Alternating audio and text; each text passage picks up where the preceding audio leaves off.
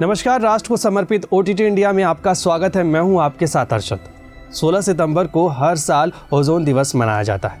जिस तरह से हमें जिंदा रहने के लिए ऑक्सीजन ज़रूरी है, वैसे ही ओजोन भी हमारे जीवन और हमारे वातावरण के लिए ज़रूरी है। अब आप सोच रहे होंगे कि ओजोन है क्या। ओजोन लेयर हमारी पृथ्वी और वातावरण को सुरक्षित रखती है। आम भाषा में कहें तो हमारी सुरक्षा के लिए पृथ्वी पर हर इंसान को एक सुरक्षा कवच के बीच रखा गया है, जिसे आज का इंसान दूषित करता नजर आ रहा है। समझ लीजिए, उसी कवच को ओजोन कहते हैं।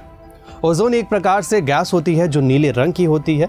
ये ऑक्सीजन के 3 परमाणुओं से बनी हुई है। ओजोन की परत जमीन से 10 से 50 किलोमीटर की ऊंचाई के बीच में पाई जाती है। ये एक तरीके से फिल्टर का काम करती है जो सूरज से निकलने वाली अल्ट्रा वायलेट किरणों से बचाती है।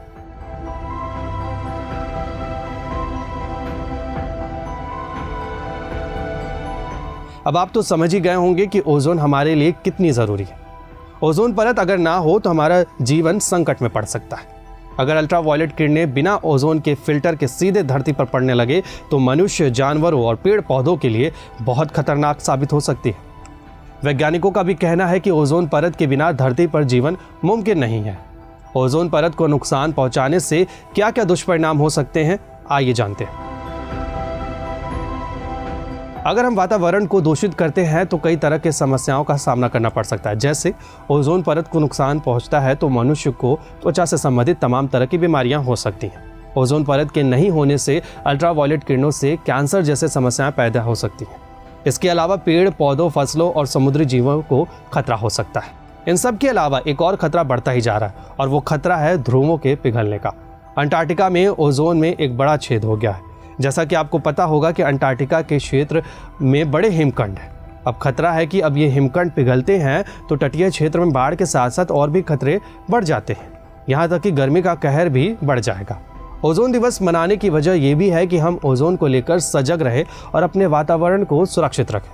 1970 में वैज्ञानिकों ने ओजोन परत में छेद होने का दावा किया और इसके बाद दुनिया भर की सरकारों ने इस समस्या पर चिंतन करना शुरू कर दिया। फिर इसके बाद साल 1985 में ओजोन लेयर की रक्षा के लिए वियना कन्वेंशन लाया गया, जिस पर 33 देशों की सरकारों ने हस्ताक्षर किए।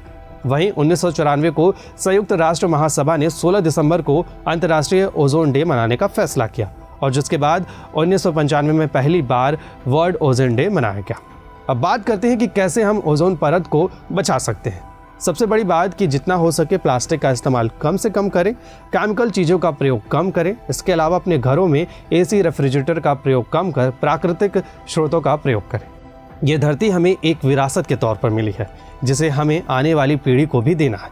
हमें ऐसे रास्ते अपनाने चाहिए जिनसे न सिर्फ हमारा फ़ायदा हो बल्कि उससे हमारी आने वाली पीढ़ी भी इस बेहद खूबसूरत धरती का आनंद ले सके। फिलहाल इस वीडियो में इतना ही। देश और दुनिया की तमाम बड़ी खबरों के लिए आप देखते रहिए ओटीटी इंडिया, रग रग में हिंदुस्तान।